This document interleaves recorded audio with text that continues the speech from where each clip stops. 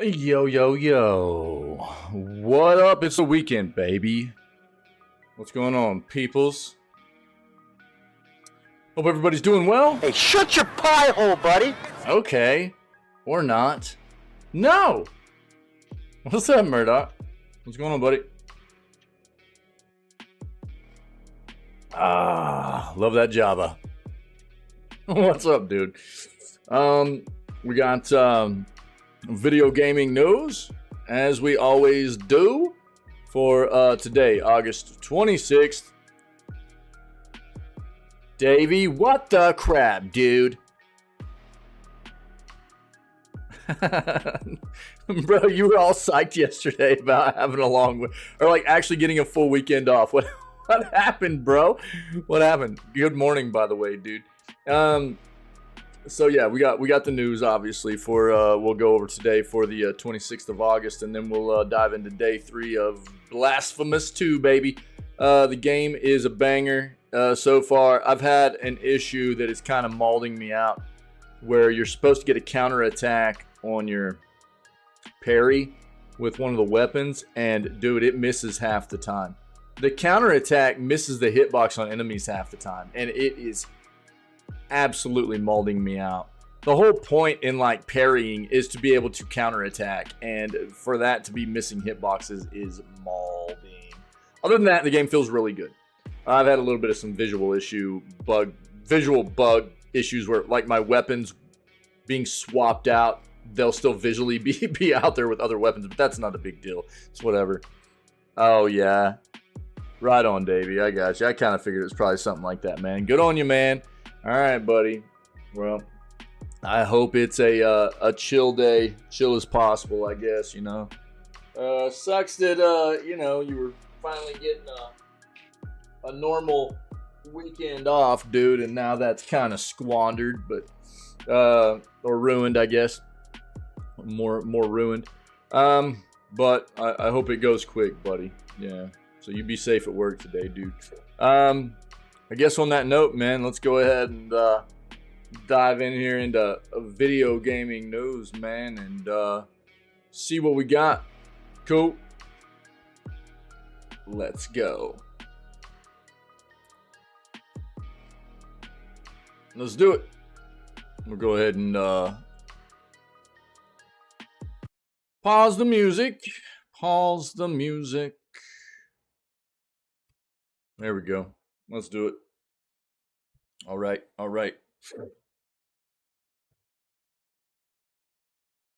Yeah, we've gone over AI enough, and my take on it. I mean, I've talked about it enough. There are VODs out there on my take on the YouTube channel, and plenty of news segments out there as well, where I cover the AI part of the industry and how I feel like it can be beneficial if used the right way, but how, you know, many of the developers are trying to use it in an inappropriate and non-ethical way for the industry, you know. And so, you know, it's going to be a struggle all the way across the board moving forward. At least we have like some of these platforms are really making it hard for developers to get their software, like Steam. Steam came out a while back and was basically like, if you're using AI in your development process and you can't prove to us that you own those assets, that the AI created its own assets off of and everything, or that you were given licensing rights to use those or whatever, that then your product cannot be on our platform. You know, there are things like that that are happening, which is good, but this is going to be a struggle across the board moving forward, you know.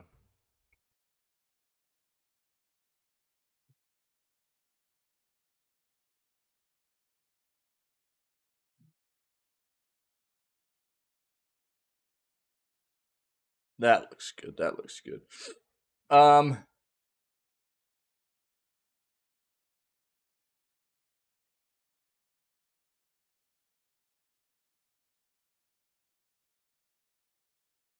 Okay.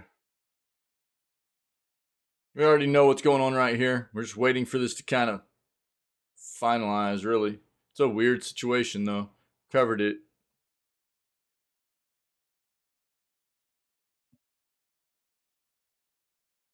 Dude, I'm done with Gaming Bible. I don't care, dude. I hate that website. They're just so clickbaity, dude. I can't do it. I think that occasionally they've got decent articles still, but most of them tend to be clickbait, and I'm just done with it, dude. I hate it. It pisses me off every time we get baited into clicking into an article that is misleading. I hate it.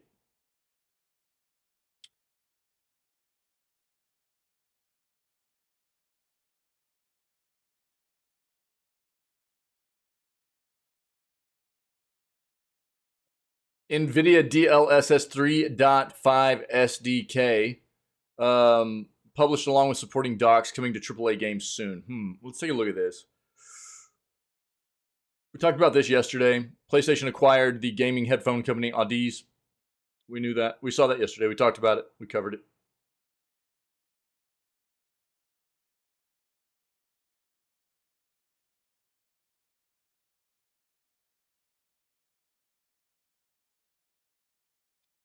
X Defiant to release soon, says Ubisoft. Let's take a peek. That's the same thing they've said 8 times about Skull and Bones also, though, right? I mean, truth hurts, dude.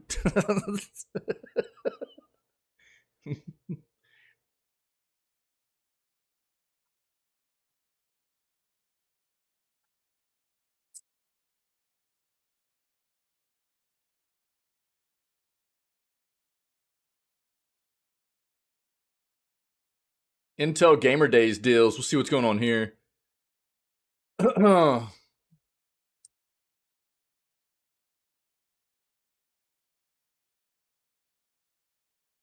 right, looks like AMD is revealing some info about their new graphics cards at Gamescom. We'll take a peek at that.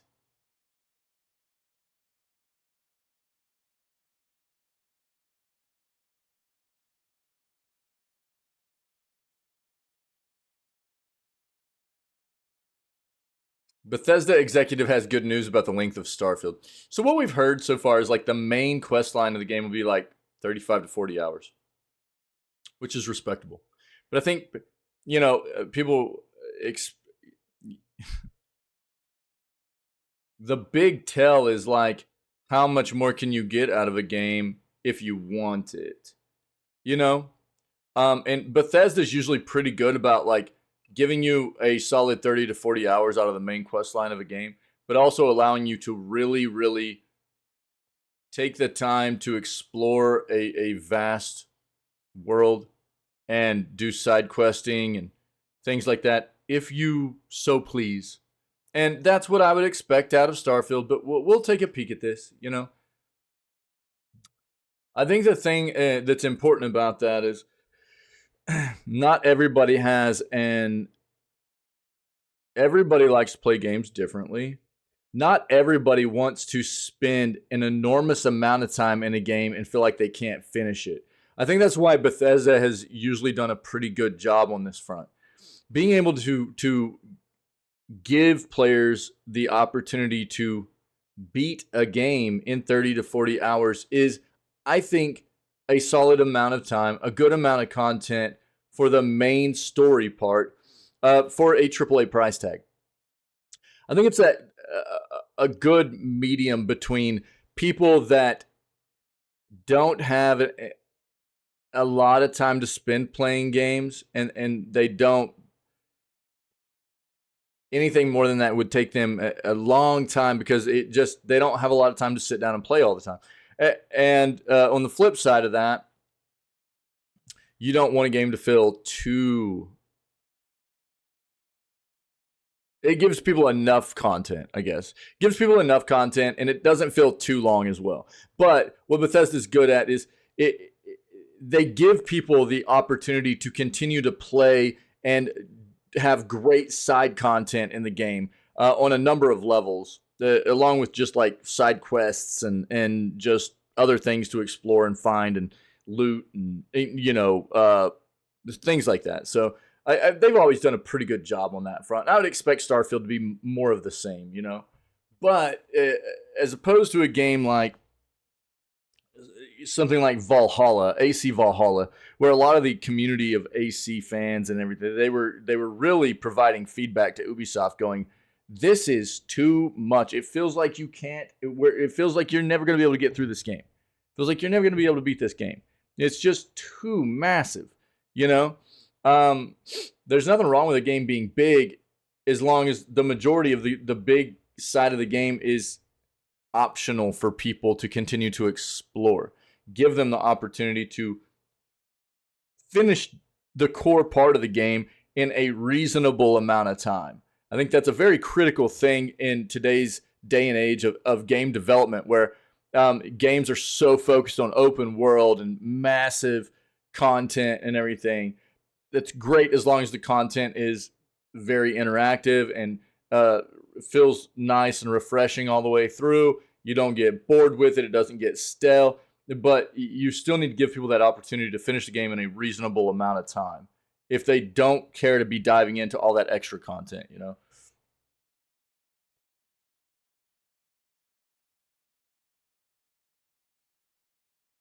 All right, another Ubisoft thing here. Avatar Frontiers of Pandora gets gorgeous new PC trailer with explosive gameplay. All right, let's see. We'll take a look at it. We'll see.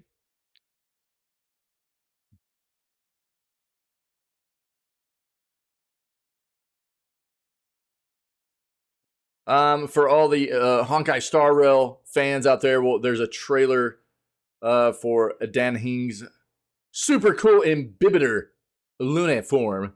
Oh, we'll take a peek at that for anybody out there that's playing that. Starfield leaker allegedly arrested and revealed as master thief. What?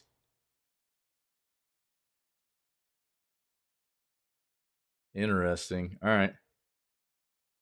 We read about this yesterday. Look, Baldur's Gate 3, though, is going to be releasing again on PlayStation 3. So basically what happened is Baldur's Gate 3 had a rating of 97. It dropped a single point to a 96 overall. And that dropped it from number 7 all time to number 30. So the fact that it is releasing in just about a week and a half on PS5 means that there is the potential for this game to also go back up in rating on the PS5 release overall. So we'll see what happens. But that's all that is, really. Even at a 96, and even at being the number 30 rated game of all time, this game will go down in the annals of history, if you will, of gaming history, as one of the more iconic games ever made. Even if it was to stay there at that point, you know. So it's you can't knock it. A 96 is absolutely incredible. That's phenomenal, insane.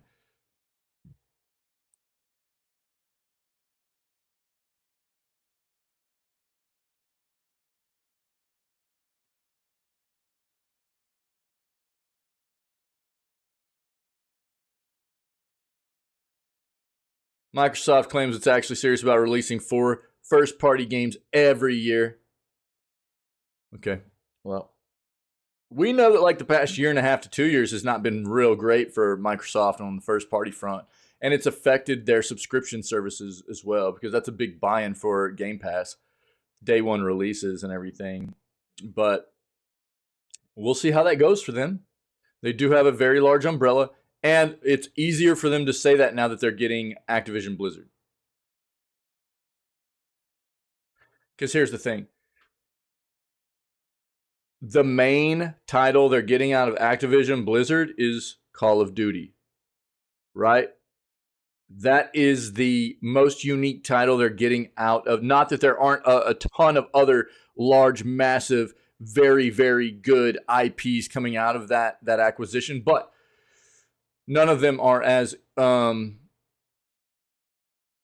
quite of the same magnitude of what Call of Duty is in the industry right now. And Call of Duty releases every year.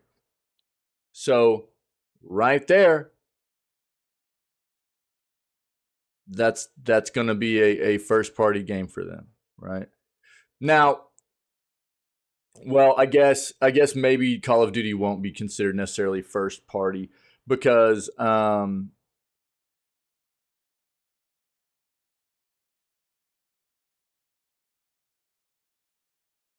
it depends on how they're trying to address this.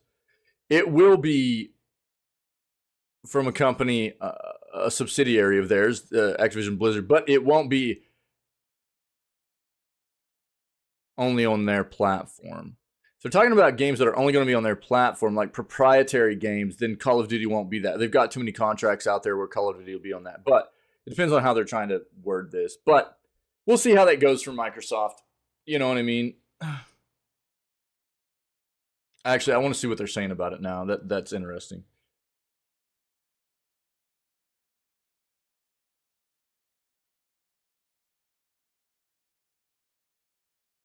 Yeah.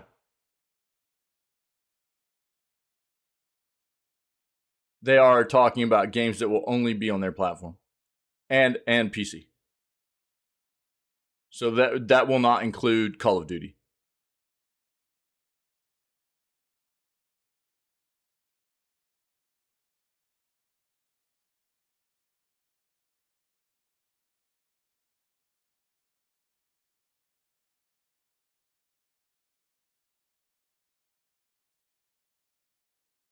Right. Okay. Cool. So definitely talking about like absolutely first party proprietary Xbox games, which also release on PC but won't hit other platforms. That's what they're referring to here. Yeah. So Call of Duty won't be in that mix there.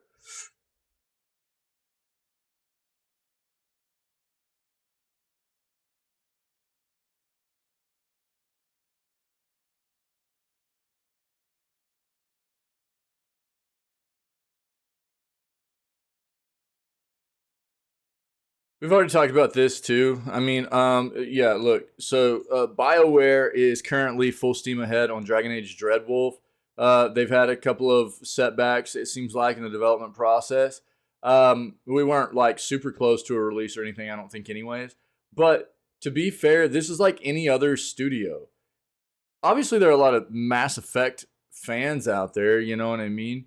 And they want Mass Effect more than they would want maybe Dragon's Age, a new Dragon's Age game, but it's not going to happen until Dragon's Age is finished. That's the way this process works. It's the same thing for any other studio as well, you know? Just like with Bethesda, Bethesda is not going to be full steam ahead on anything, and we already know that it's going to be Elder Scrolls 6 until Starfield releases, and you know they make sure that it's well on its way to being very patched, and you know any kind of initial release issues are done. That's when they're going to be very, very focused on their next title. Same thing with Insomniac. They're getting ready to release Spider-Man 2. After Spider-Man 2, they'll be full steam ahead on Wolverine, which is what I care more about. But you just have to understand that process and just go with the flow, man. You know what I mean? So that's what it is. Mass Effect, we won't see anything for Mass Effect for a while. And you can't really even start looking at when that would even be until after Dragon's Age Dreadwolf releases, right? Pulled out the shirt, bro. I'm rocking that. You see that? I got flamingos, baby. What up? What up? What's up, Tabo? How you doing, buddy?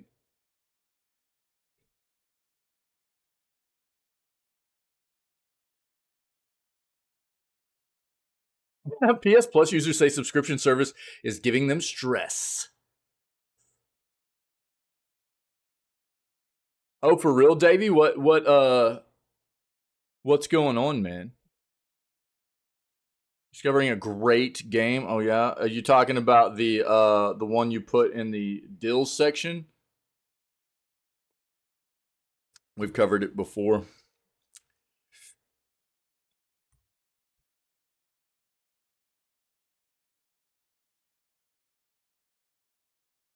You talking about the Stray God stuff?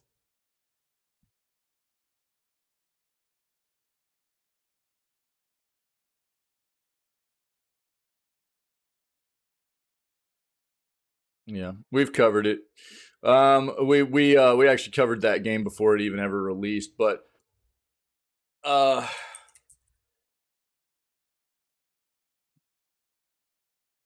okay, so I will bring this up. Okay, so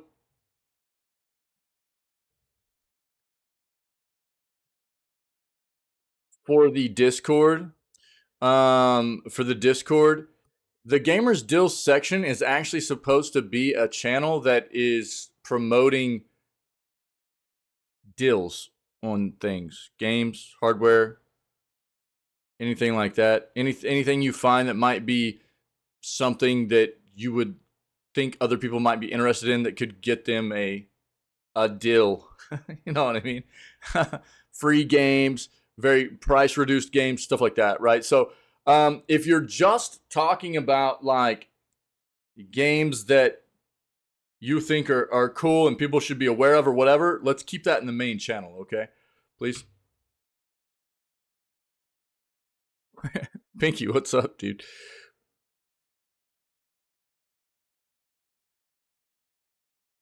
Just go invis. Wait, what is it? A castle with sentinels? Oh, bro. Yeah, I know. Well, Pinky and I know what you're talking about, bro. Yeah, yeah, yeah, yeah. So I mean, I'm all about people promoting the content they're interested in and into, and wanting other people to know about it and stuff. But that channel specifically should be more about promoting where you find very good deals that other people should, be aware of and stuff.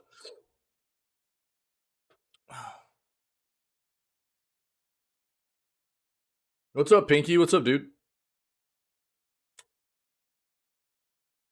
Yo, Pinky, I got pink on, dude. Check it, dog. You see it? I got that's for you, buddy. That's for you. That's the main channel, dude, the tavern. I mean, the tavern is supposed to be for like all general talk and stuff, dude. You know what I mean? Aside from, I mean, the reason we're all here is gaming. The main channel was always supposed to be somewhere for us to go to talk about gaming and anything else that comes up that's not too specific, like music or manga or whatever. You know what I mean? But that's what the main channel's for.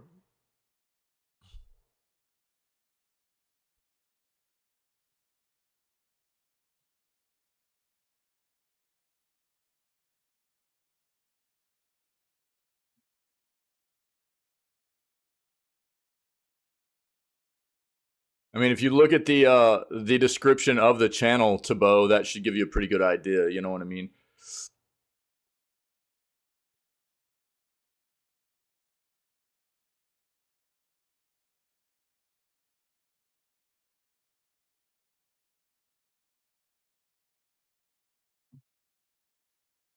All right, Davey, have a good day, buddy.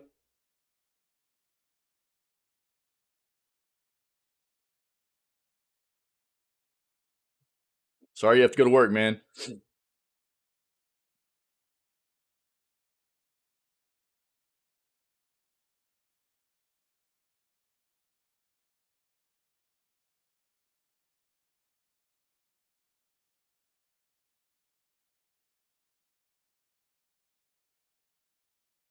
All right, Tabo.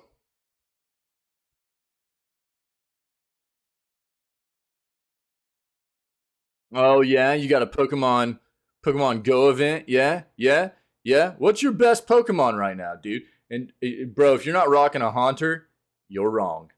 All right, let me just say that. We've already talked about the all the Xbox games going to GeForce Now. We hit on it yesterday.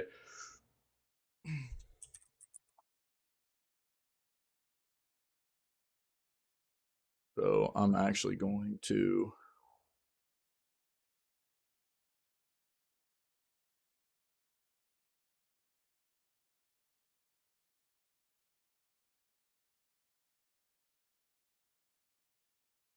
Get rid of those. Give me 1 second.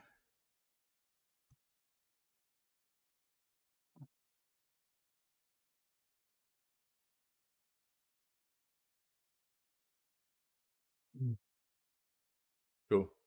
That works.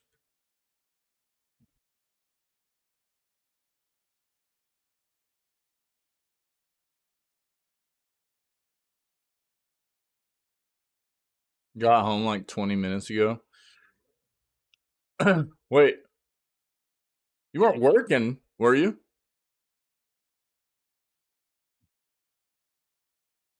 You were just out doing the Pokemon thing?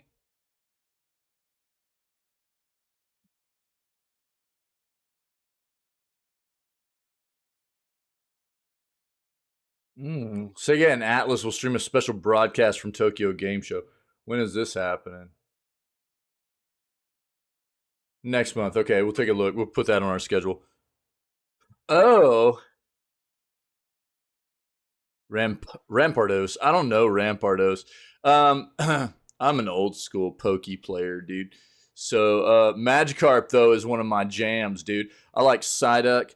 I like Snorlax, Magikarp, and Haunter, dude. Haunter, my boy.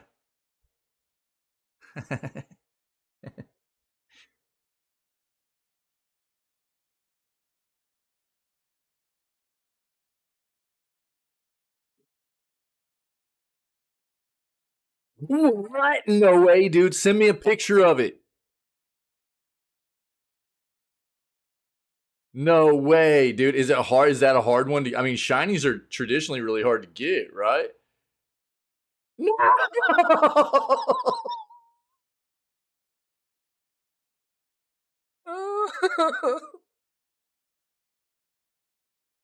Go catch another one for me. Get your butt back out there, dude.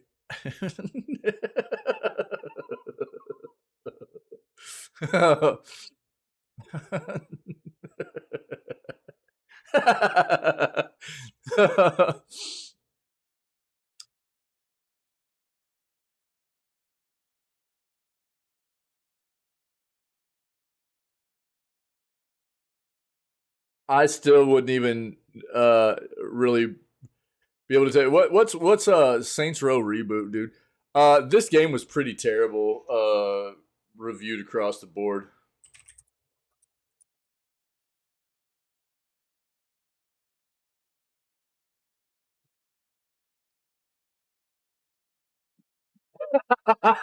God dang, dude. Yeah, that's what I thought, dude. Yeah. Look at this. You seeing this, dude? Yeah. 65 meta score, 2.5 user score. It's pretty rough, dude. Is it on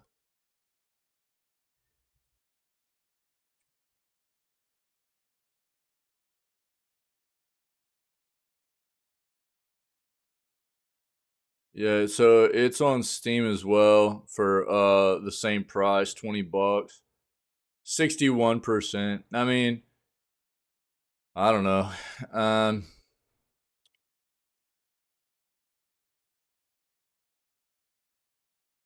It's probably not going to be a great experience, but you do you. At least you know. At least you know where it's rated. So be careful. Probably better off trying to play it on a subscription service or something if it ever hits one, rather than spending money on it. But you know, you do you, peoples.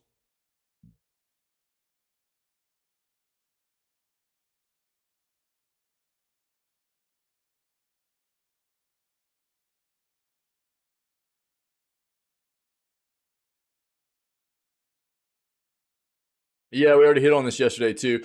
So the reason Baldur's Gate 3 had been delayed on coming to Xbox, it's not like it was on any kind of exclusivity deal or anything. But the Xbox Series S is just a complete mess, and it's hard for developers to get games to run the same way on the S as other platforms. And basically, Baldur's Gate 3 is supposed to be hitting Xbox consoles before the end of the year.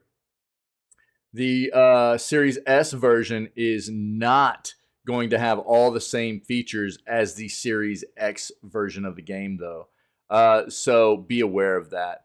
They were having a lot of issues with getting the co-op or like the co-op split screen stuff working on the Series S, so that's not going to be a part of it, I don't think. There's some other things that are being left out because the Series S is just super underpowered, and they just can't get things working right on it, man. It's crazy.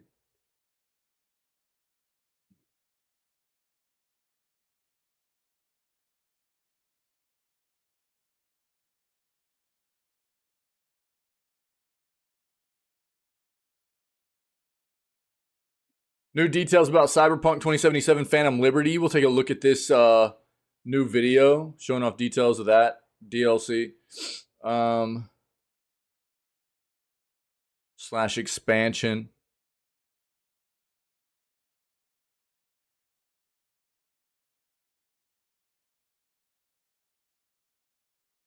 Crimson Desert has a new gameplay trailer and it's impressive. Okay. Yeah, Crimson Desert looks like it could be dope. This this shot right here was what made me laugh when we saw this trailer during Gamescom. This sheep right here is just like stuck in this pose with like its mouth wide open. It's hilarious.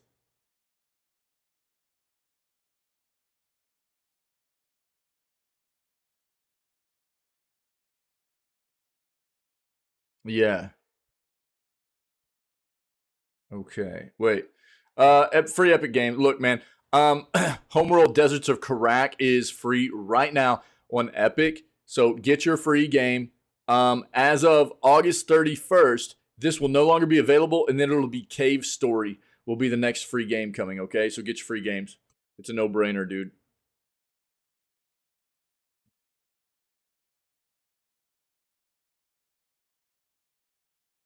Looks like Outlast Trials has provided an update on the console version of the game. We'll take a peek at that. We're probably gonna play some of that during Scaretober.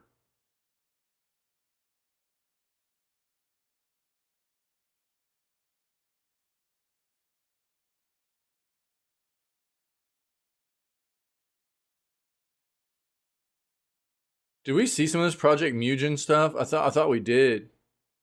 Yeah. Yeah. Oh, let's take a look at that too. Yeah, there's a huge Amazon buy one get one free sale going on right now, guys, across all console games and stuff. So just get on there and take a look. This is pretty rare. Normally, it's a buy two get one free deal that you mess with. So right now, you can actually get games buy one get one, which is pretty solid. There's a lot of titles too, and a lot of them are on sale. So obviously, the one you're going to get for free will be the one of the lower price point of the both. But you know that's the way these things always work. So you know you can potentially get yourself a really nice deal here, though, for if you're in the market for any new games. Go take a look. Let's go ahead and dive into these articles. Let's do this. Starting off with Cyberpunk Phantom Liberty details. All right.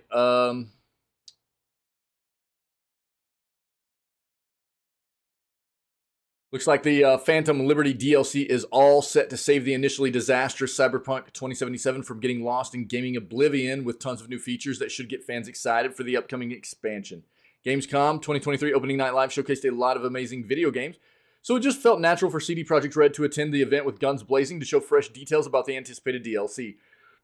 Considering how this expansion is going to be the first and only one for Cyberpunk, it makes sense for the developers to go all in to regain the trust of the community. The Gamescom footage of Phantom Liberty gave fans an extensive look at the upcoming DLC's revamped gameplay, also showcasing new abilities, content, and features that will be included. Players will be able to carry these elements over to the game's upcoming 2.0 update, which will launch with the expansion pack. As we already know, the DLC plot will revolve around espionage, with the President of the new United States of America right in the middle of it. Players will also encounter a dangerous gang in the streets of a treacherous new sub-district called Dogtown. According to a post on Twitter /X/Muskrat Twitix by Okami Games. The storyline is not a standalone and takes place in the middle of the main plot, with players having the option of skipping ahead to the DLC if they want. Also has new characters. Solomon Reed, played by Idris Elba.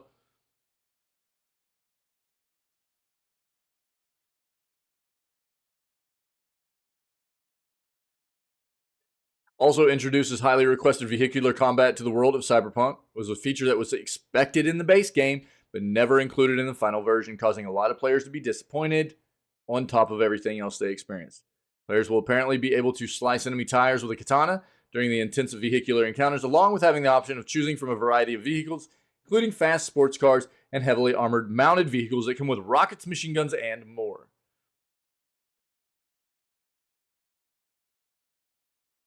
Apparently, car chases will be a huge part of the whole experience, which will also feature a revamped police system. Considering how gamers collectively agreed to the game's base game's police AI was extremely underwhelming, this is reason enough for fans to be excited for the DLC. The Gamescom 2023 footage showed an intense police chase with V trying to escape the authorities, similar to the wanted system in Grand Theft Auto, which means if you commit too many crimes, police will aggressively hunt you down.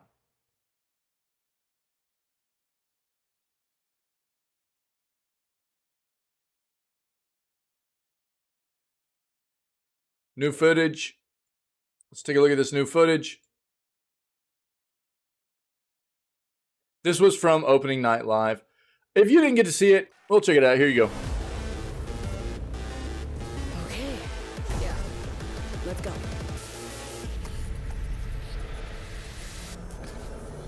V, my favorite merc.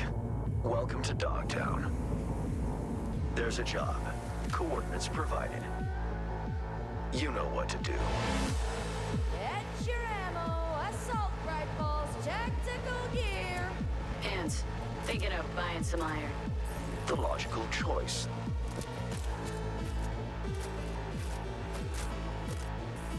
Damn. Green view. Home stretch. Getting a ripper to overclock your chrome before the fight? Not a bad idea. Okay, I'm ready. Get this show on the road.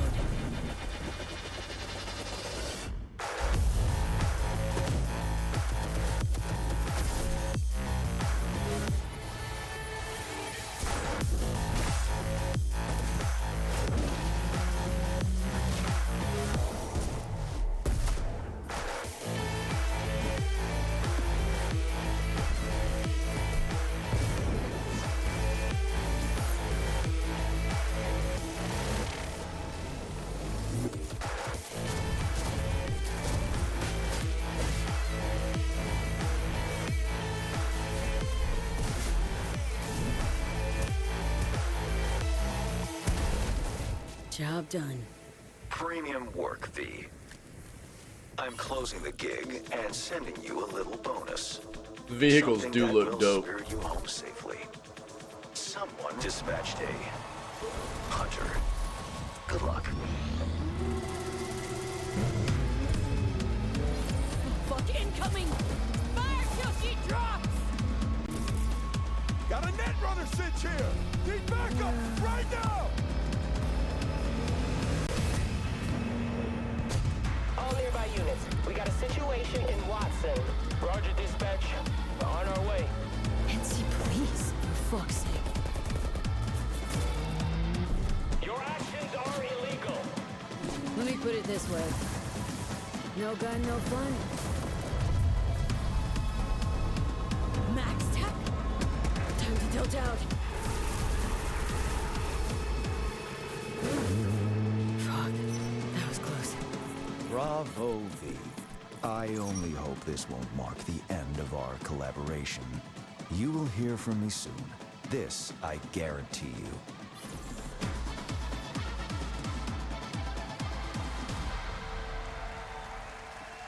There you go.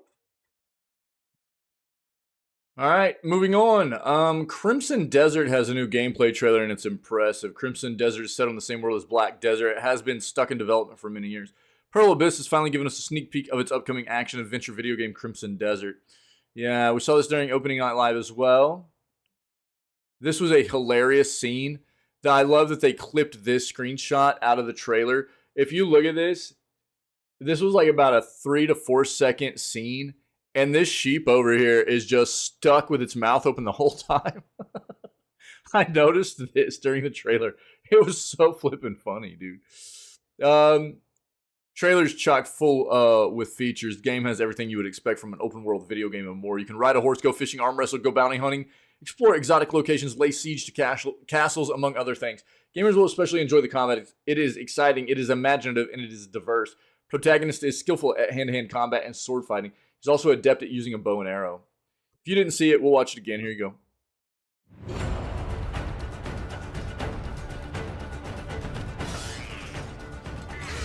It does look dope, dude. The game does look sick.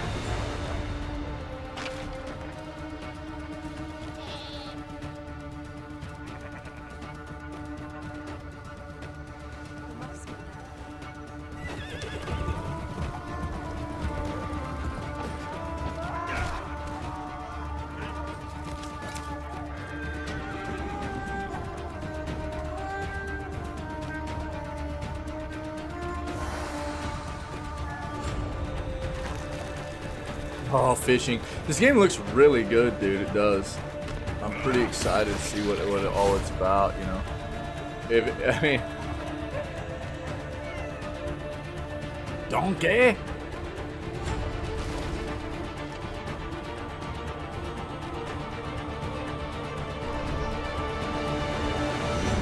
It looks really interesting.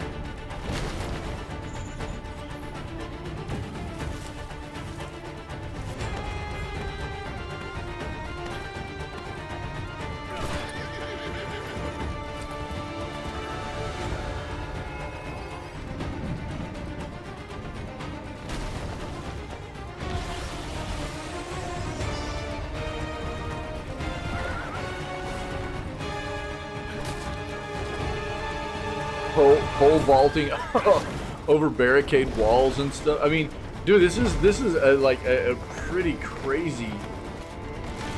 There's so much stuff to do. I like the yeeting of enemies. Like you can actually like grapple and yeet enemies and stuff. It's really wild.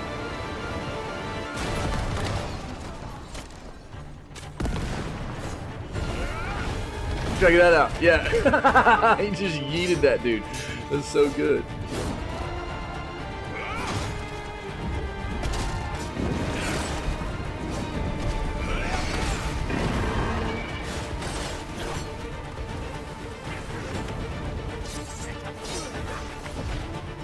Sweet devils.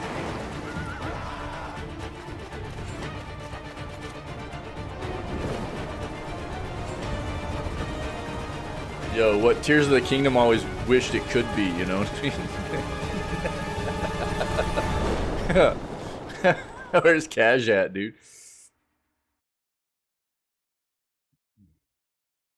We'll see. We'll see if it's able to follow through on everything that it's showing us here, you know? But it looks dope. Yeah, if Pearl Abyss can deliver on what they showed us in the trailer, we have no doubt the Crimson Desert will be a massive hit. Yeah, it looks sick, man. No release date yet. It is showing to be coming to PC, PS4, PS5, Xbox One, Series X and S, if the studio's original plan stands. But did I wishlist this? Hold on.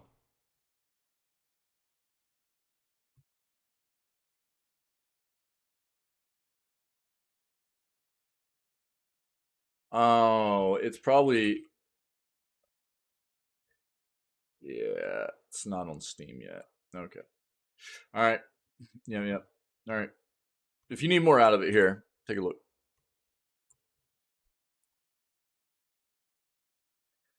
All right, so Outlast Trials gives updates on console versions. The Outlast Trials developer Red Barrel shares a series of updates on improvements being made to the game in its upcoming console versions. So, co-op horror game Outlast Trials has released a developer statement regarding the current state of its early access, along with a number of planned updates. Terrifying multiplayer experience is the latest addition to the Outlast video game franchise. Released in earlier of May of this year, it is an online multiplayer co-op horror game that places a team of 4 players through a series of horrifying challenges which serve as the titular trials. Game has already garnered positive fan response, very positive actually, and this new developer update promises even more amazing psychological horror gameplay to come. It's only available on PC right now, but developer update states the team is working to bring the game to PlayStation and Xbox. Also noted the team hopes to bring crossplay to the game, though they cannot be certain at this time if such a feature will ever be available. Other key updates coming are supposed to include increased experience centered on performance, upcoming reporting system to counter griefing, and a limited special event for Halloween. Oh, perfect, dude, because that's where we're going to be playing this.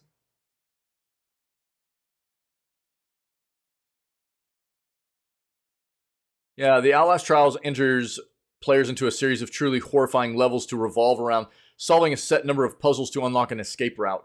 However, the true challenge comes in the form of solving these puzzles while evading a variety of psychotic enemies who will hunt the players down and try to prevent them from escaping. Players need to utilize the in-game proximity chat to communicate with one another, solve the puzzles, fend off the lunatics, and escape the trials. To aid the players, various loadouts and skill unlocks, which can be upgraded over time, can be equipped at the beginning of each trial.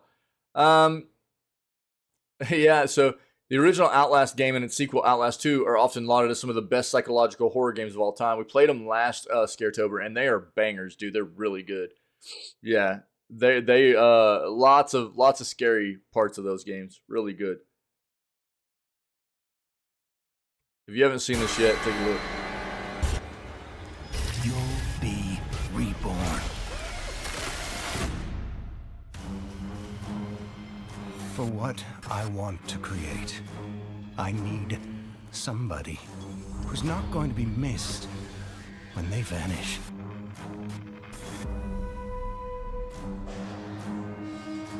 I need somebody who knows they deserve to suffer.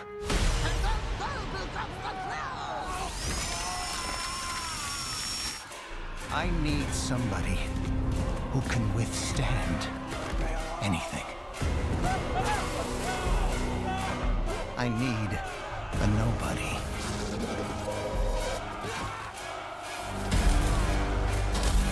But what I got was you. And when I see what you are capable of, I think you might be the one that shows this miserable world what freedom really means.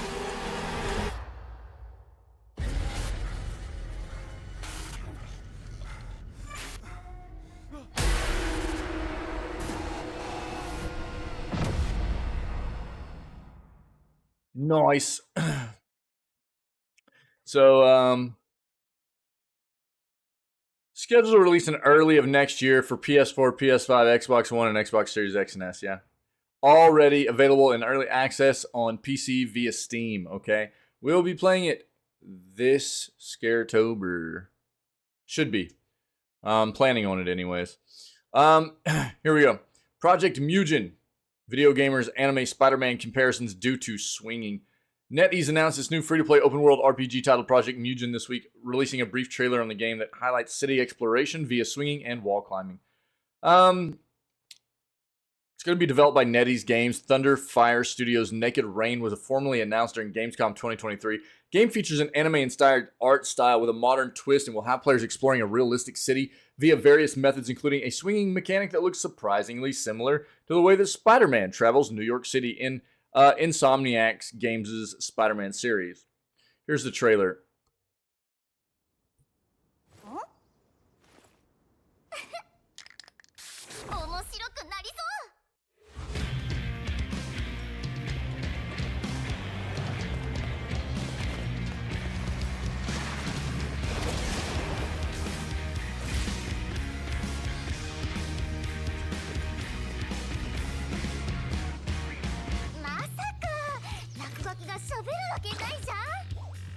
例の件、やっぱ幽霊列車9号線の伝説に関わってるよな。みんなの幻想がリアルになることがルールなんだ。世界がマジでぐちゃぐちゃだ。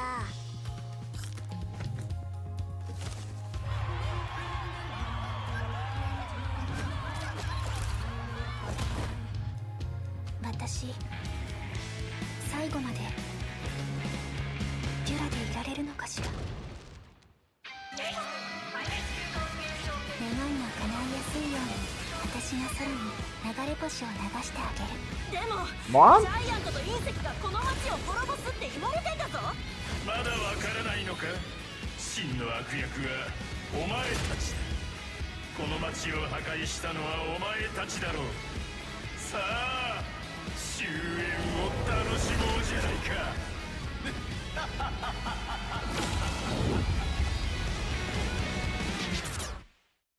つまりこれで終わりって。That's actually pretty funny. まだ負けを認める時じゃない。 Wait, hold on. I guess we don't need captions on since it's already giving us English subtitles, huh? Interesting. It's really pretty.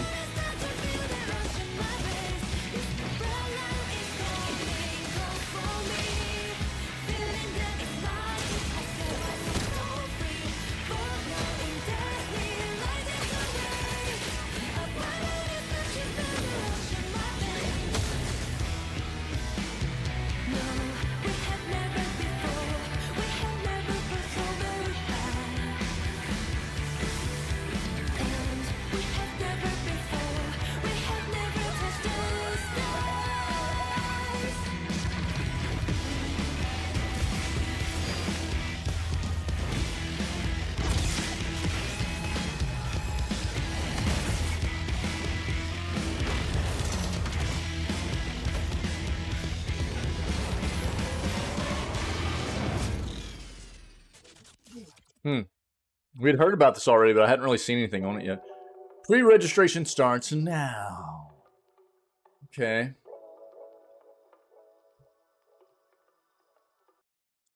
Not too much is known about the game yet, but the trailer highlights what looks to be a fairly large city, as well as story elements like talking graffiti, monsters connected to something called chaos attacking the city, and the ability to drive cars and motorcycles across the city. Pre-registration is available on the game's website, which is linked here. NetEase confirms that the game is going to release sometime in the future on PS5, PS4, PC, as well as iOS and Android mobile devices. Probably a gacha game, if I was going to guess. But here you go. Pre-registration. Cool. PS Plus users say subscription service is giving them stress.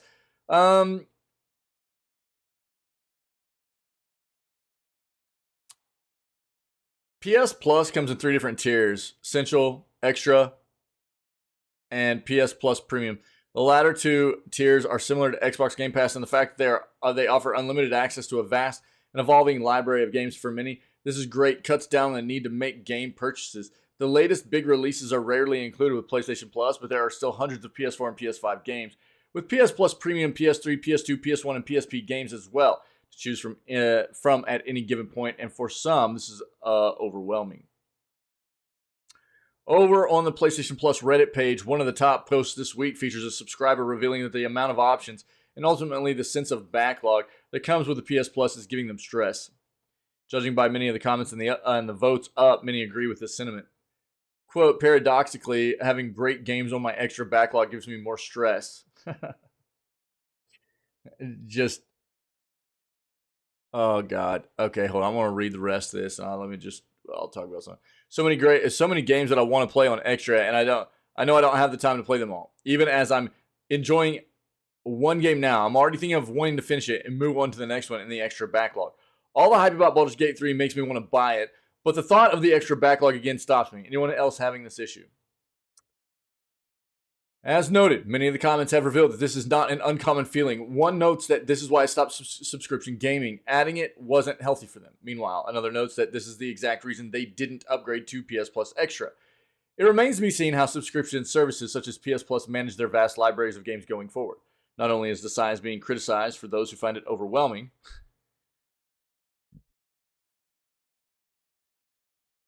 there's just it's so crazy. The bigger the library of games, the harder it is to spotlight games and for users to sift through for something that resonates.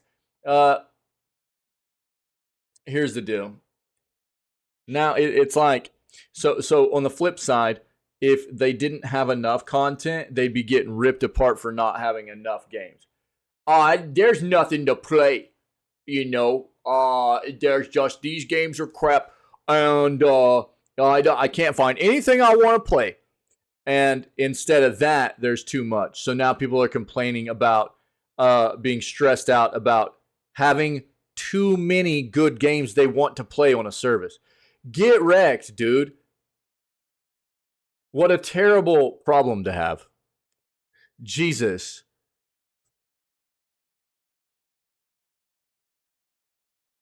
I mean, I've said this about subscription services all along. Subscription services are only going to make sense to you on an individual level in regards to, is the money you're paying worth the amount of game time you're able to put into that service each month, right? How much you're paying for that service each month in relation to how much time you're spending on that subscription service. Do you feel like you're getting your money's worth? If so, solid. If not, dump it. It's easy as that. But to sit here and throw a fit about having too many, you know, I'm stressed out because I've got good games to play. Dude, shut up. It's not like, I don't know. Everybody has a backlog, dude. That's just the way it is. Games, you know, especially today's date, man, the gaming industry is so huge.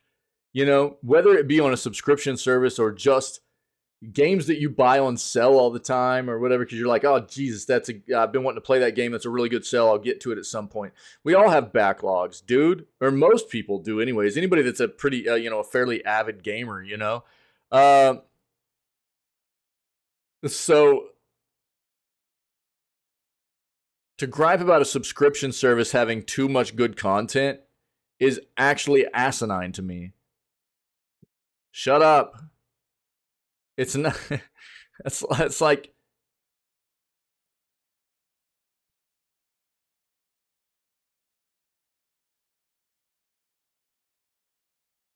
It's like complaining about like having a refrigerator full of food.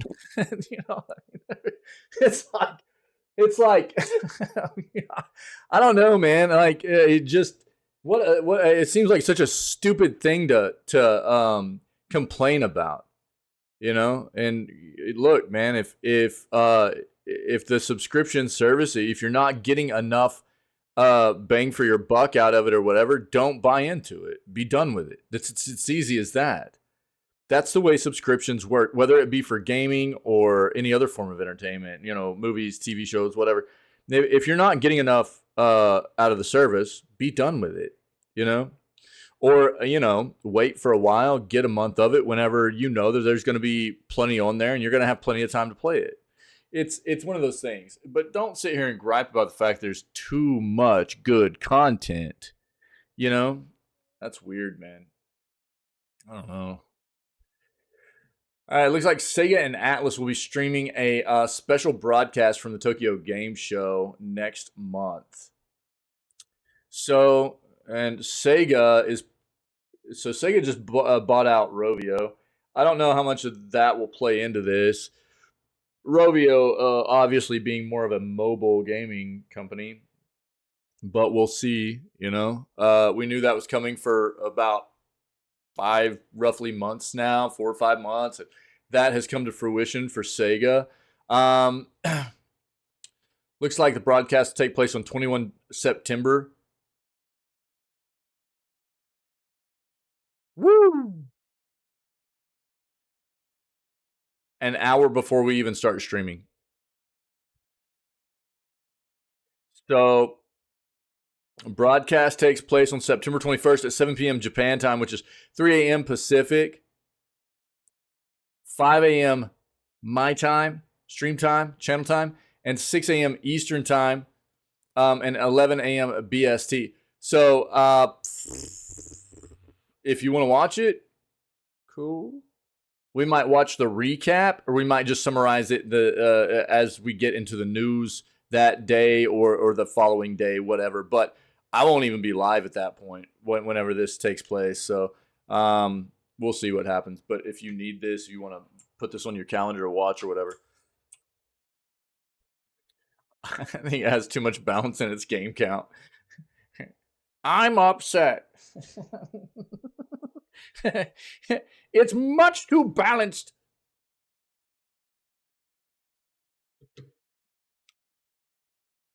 Not enough titles with the name Pink. I am quitting this subscription service. NVIDIA DLSS 3.5 SDK published along with supporting docs, coming to AAA games soon. NVIDIA has published its DLSS 3.5 SDK, paving the way for the next gen of super sampling enhancements with games and applications. NVIDIA's DLSS 3.5 SDK is now available. It's bringing ray reconstruction and better AI upscaling to AAA games.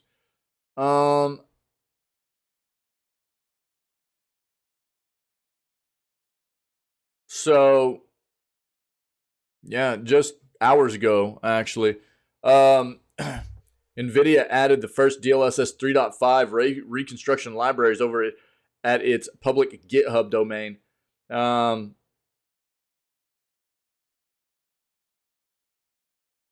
So less than a day ago, they posted this.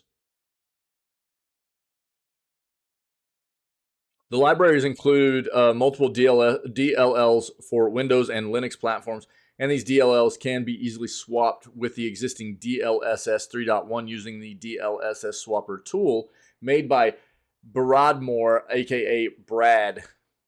Beer Admore, excuse me, aka Brad. The process to swap is quite simple. They go through the instructions here.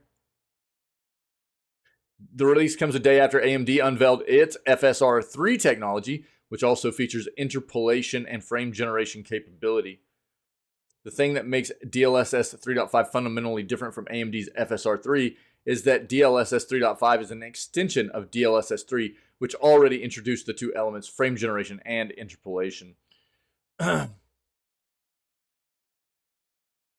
On a technical level, AMD's FSR3 would be the competitor to DLSS 3/3-3.1, not the new DLSS 3.5.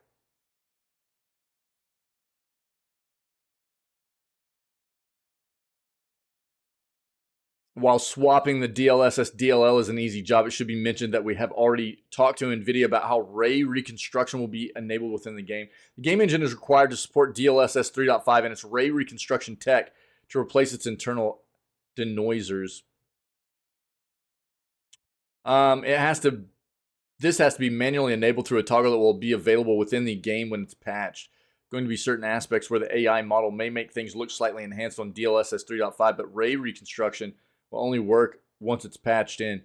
Cyberpunk Phantom Liberty expansion is said to be one of the first titles to support DLSS 3.5 during launch. All right. We'll have to just stay tuned. I'll link this for you guys if you want those links to look into this stuff. We'll have to stay tuned and see how well this this update to DLSS 3 affects games. X Defiant to release soon. Team Hard at Work, says Ubi. Sounds like Ubi's default announcement kind of stuff. X Defiant began its open beta period on June 21st of this year and lasted for a whole of 2 days. While thousands of players got to experience the new arena shooter during this time, the feedback was extremely positive. Players looked forward to the game's release. Well, with the studio now providing an update on X Defiant's current status, let's jump in and find out what it's all about.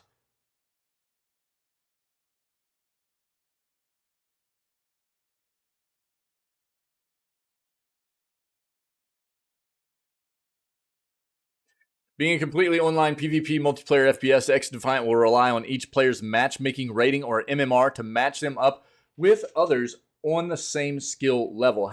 Moreover, the game has different factions, each with its unique abilities, which blend in seamlessly with fast-paced gunplay. In fact, unlike Siege, which depends on tactics and careful strategy, X-Defiant encourages a more drastic run-and-gun style gameplay, more akin to the titles like Call of Duty.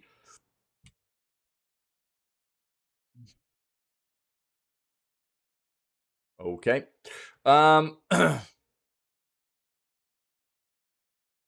Yeah, so a tweet from Mark Rubin, the executive producer at Ubi San Francisco, apologized to players for being quiet about the game's status. In the same tweet, he revealed the game is almost ready for release. Devs are currently dealing with the last-minute bugs.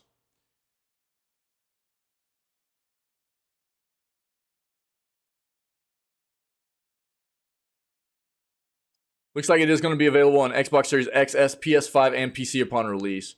So we'll just have to wait and see when it's going to finally come out, but that's about the gist of it there. Intel Gamer Days 2023 deals. Get the best intel on today's Gamer Days deals.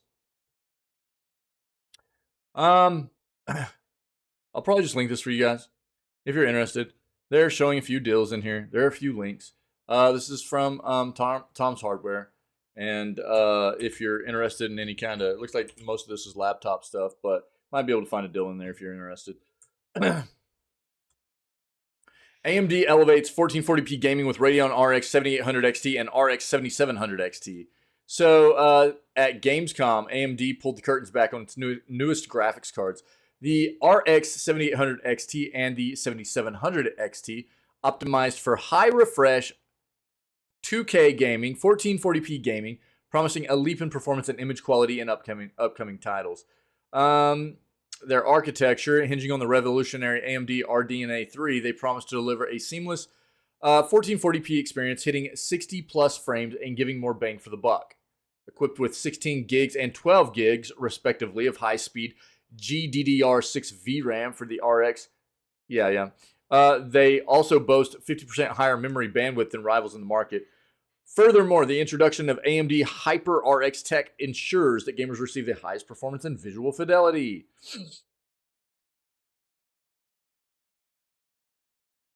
Digging deeper into the specs, the 7800 XT, labeled the ultimate, is powered with 60 AMD RDNA 3 compute units and overshadows its competition by 20% in performance per dollar. Its sibling, the 7700 XT, is no slouch either, holding 54 compute units and equally outperforming competitors in value. From AI acceleration to improved streaming quality, capabilities of these cards covers all bases for the modern gamer. We just talked about this. This showstopper might be the next-gen AMD Fidelity FX Super Resolution 3. This upscaling tech promises not only massive performance boost, but also breathtaking image quality and supported games across an array of platforms, even including those of competitors in gaming consoles. So this is I think the tech that they were talking about that is just comparable to NVIDIA's that just got previous version, which NVIDIA just updated. The DLSS 3.1.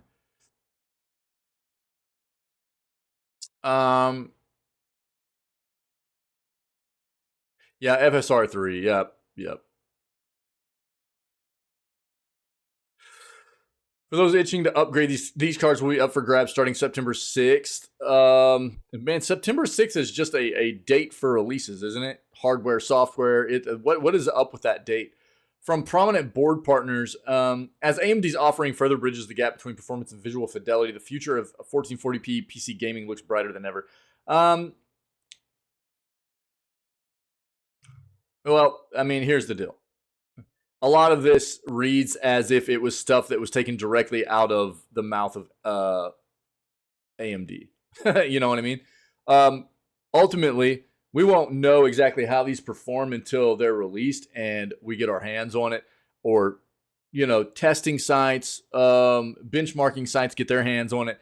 And then we'll find out exactly what the performance of these is, all-encompassing, especially price versus performance, which is something that I'm always interested in looking into. But if you want to know more, I'll link it for you. Bethesda exec has good news about the length of Starfield.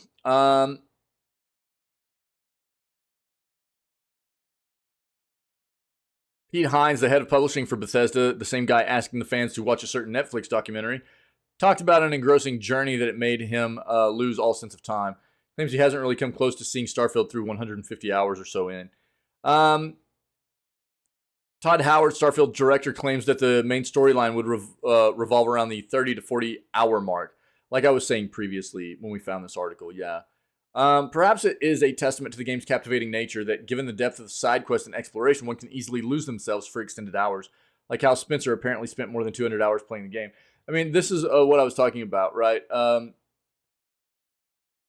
So Bethesda is traditionally very, very good at this. And I think that the more we have been transitioning in the gaming industry and the gaming world into these more open world-esque games, it's important not just to focus on how we can make these worlds engaging, because look, there's something to be said for open world games keeping you engaged, feeling fresh the entire time you play through it, rather than it just getting stale and boring. Because look, anybody can make an open world game, and but it takes a developer being very careful and creative and inventive to make sure that the game player is able to play through an open world environment, a long open world game, and have fun in it the entire time, right?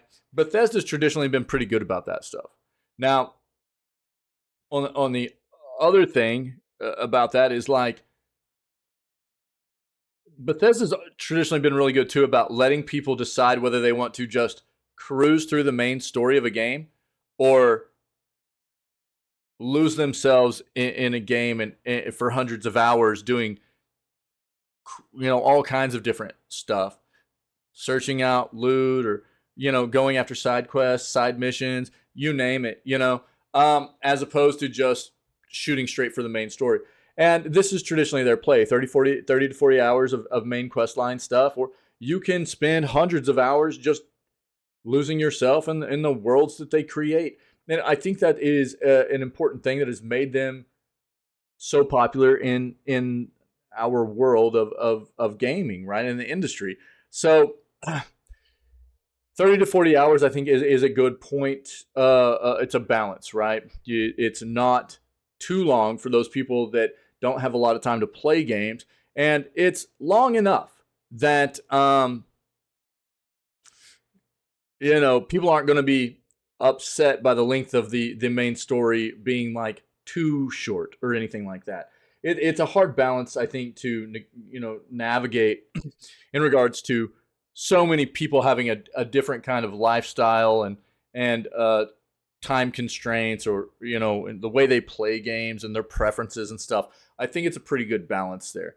But again, I think the thing that is good about Bethesda games is they've got that good balance about what it would take you to get through the main story, but allowing you to really immerse yourself and spend a lot of extra time having fun in these universes they create if you don't want to blaze through that main story,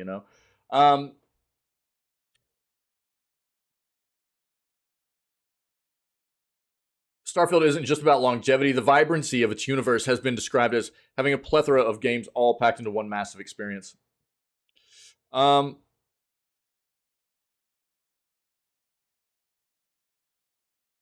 apparently, from Bethesda's previous blockbusters such as Fallout and Skyrim, this title seems poised to raise the bar, offers a kaleidoscope of roles to embody, leading through experiences that could feel like entirely separate games within the universe. The sheer agency given to players' hands to carve their unique paths and narratives is astounding. Is astounding.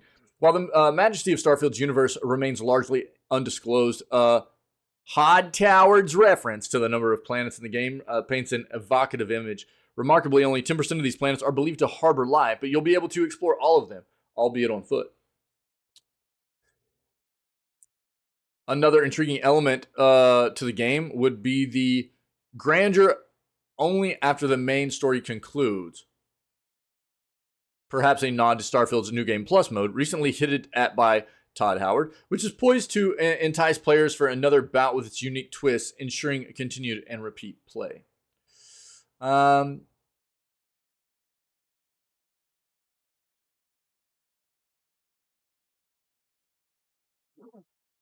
Yeah. So, I guess the only real other thing to hit on this is, like, if you didn't know, you should prepare for having roughly 135 to 140 gigs of open space on your Xbox. If you're going to be playing on Xbox, PC, I would say shoot for about 150 gigs.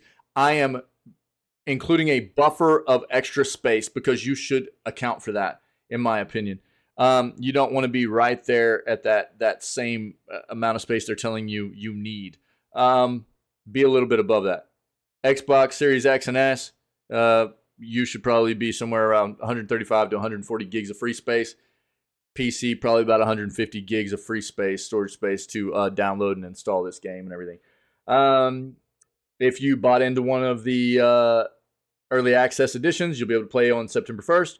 And if not, September 6th. That's what you need to know. I'll link this in case you want to read the stuff that I didn't get to. It was kind of just filler material and everything, but it's there. Some more Starfield news. Check this out. Starfield leaker allegedly arrested, revealed as master thief. In recent days, extensive cuts of Starfield gameplay began surfacing on social media, with one particular leaker standing at the center of all the attention. Following the uploading of several pieces of content, everything promptly vanished and the Starfield leaker went silent. Now we know why. It has been claimed that the notorious Starfield leaker was arrested by police in Shelby County, Tennessee on August 24th, and it was subsequently discovered he may be something of a master thief, or at least he would be considered such if he wasn't caught. In a post on Reddit, a link to recentlybooked.com revealed a listing for one Darren Tyrone Harris, a 29-year-old male booked for alleged possession of marijuana and 2 charges of theft of property. Reportedly, the original source linking this individual to the Starfield leaks came courtesy of a particular Discord user, but we are yet to verify that claim. Following Harris's arrest, savvy online investigators tracked down a Mercari profile that allegedly linked to the would-be master thief. On this profile, the user, who others are claiming is Harris himself, has been or is selling up to 1,000 items, many of which are bulk bundles of brand new merchandise. That's what's at the top of this Mercari page. And what's at the top of this Mercari page? Well, there's a stream of Starfield copies all up for sale, some of which were selling for as much as $650. In an ongoing discussion, it has been claimed that Harris worked in a warehouse, which is how he came by so many brand new mint inbox products. Perhaps he would have been more successful if he wasn't posting leaked content from the most highly anticipated game of the decade. Come on, man, you can't say that. On social media and clearly identifying himself. There are going to be a lot of people that disagree with that statement, that this is the most highly anticipated game of the decade. I would say Elden Ring was more anticipated than this is. And there are a lot of other games that would be in that conversation too. You can't do that, dude.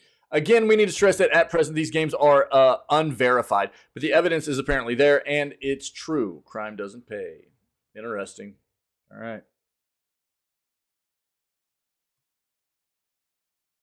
Avatar: Frontiers of Pandora gets gorgeous new PC trailer with explosive gameplay. Another Ubisoft game. So this was supposed to release last December. It was supposed to release before that too. This is kind of like Ubi's MO nowadays. Delay.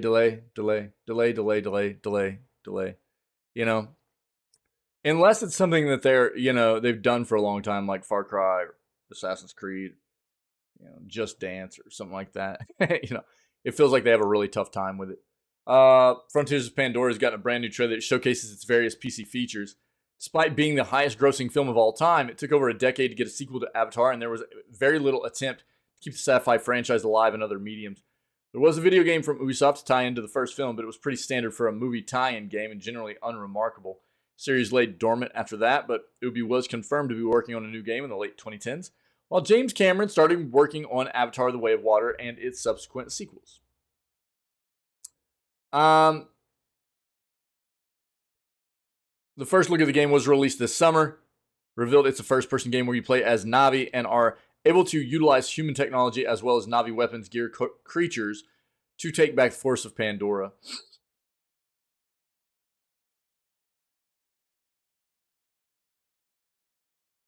Trailer showcases a lot of features for the new PC version of the game and makes it look like a visual showcase.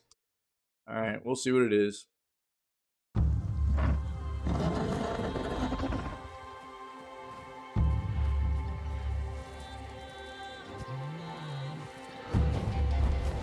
Avatar: Frontiers of Pandora is an exciting open-world action-adventure experience. When playing it on PC, you'll enjoy state-of-the-art features that will immerse you in the wonders and dangers of Pandora.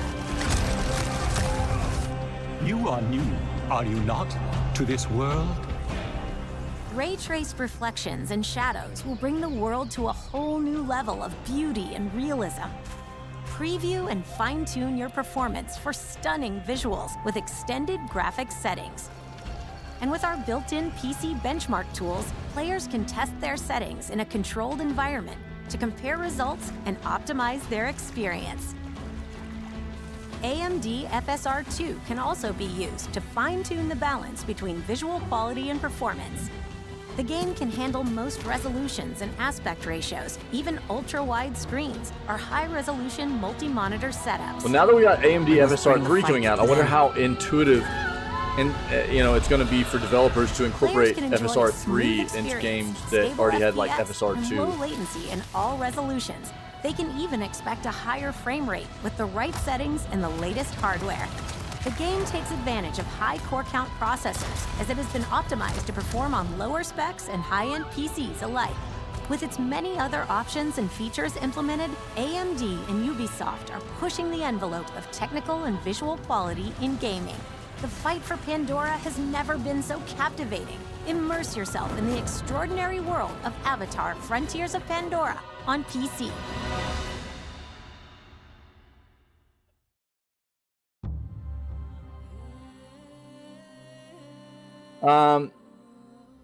Here's the thing. I don't know that there's enough hype and fan base around Avatar anymore to really make this substantial. You know what I mean? I could be wrong, but as of right now, we have no idea how Frontiers of Pandora will turn out. Some people think it's a bit too identical to Far Cry, which could make it less exciting given how many Far Cry games there have been. Either way, it should be interesting to see if Ubisoft manages to pull it off. Could lead to more Avatar games in the future. Yeah. Okay. Well, here you go. Last article I have for the day, guys. If you have anything else to add, let me know. I'll address it before we move on and continue our gameplay of Blasphemous 2 for the rest of the day, okay? New Honkai Star Rail trailer is all about Dan Heng's super cool Inhibitor Lune form. So, Honkai Star Rail developer Hoyoverse released a new trailer of the upcoming character that will be added to the game, Dan Heng. Inhibitor Lune. This ancestral form of one of the main characters of the game certainly looks good. Promises to deal inordinate amounts of damage as an imaginary element character following the path of destruction. Trailer provides an introduction, and we'll probably see more before this event. Warp Apocal Spectrum is introduced with version 1.3 on August 30th. Here's the trailer. A scion of permanence. Inhibitor Lune, successor of the Azure Dragon, commander of the clouds and the rain, tasked with watching over the ambrosial arbor. In reckless arrogance, invoked the transmutation arcanum. Guilty of unpardonable sins. Punishable by death.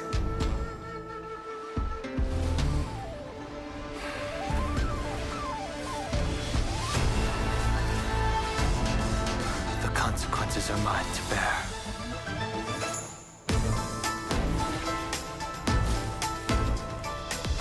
Fantilia, if you wish to obstruct me, you'll have to do better. You're flawed.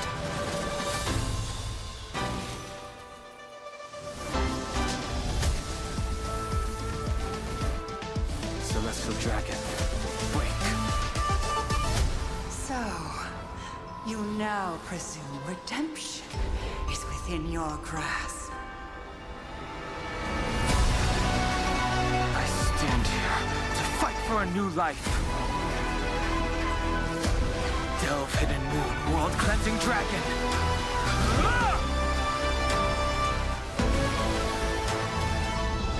Do you really think you have a choice this time?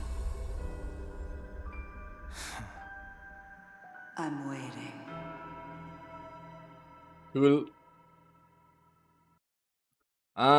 Currently available for PC through a standalone client and the Epic Games Store, as well as iOS and Android devices.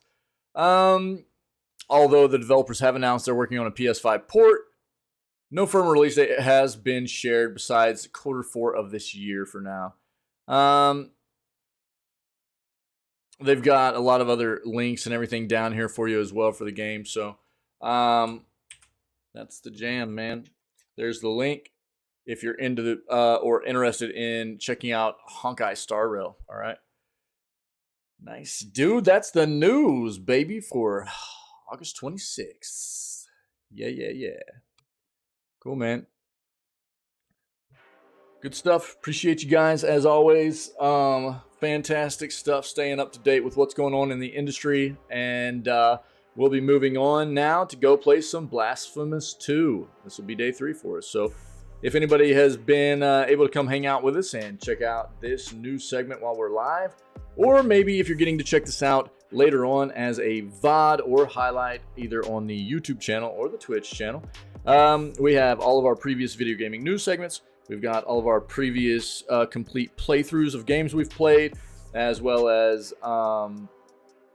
clips, highlights, crazy stuff that's happened here in the channel, funny stuff, things like that.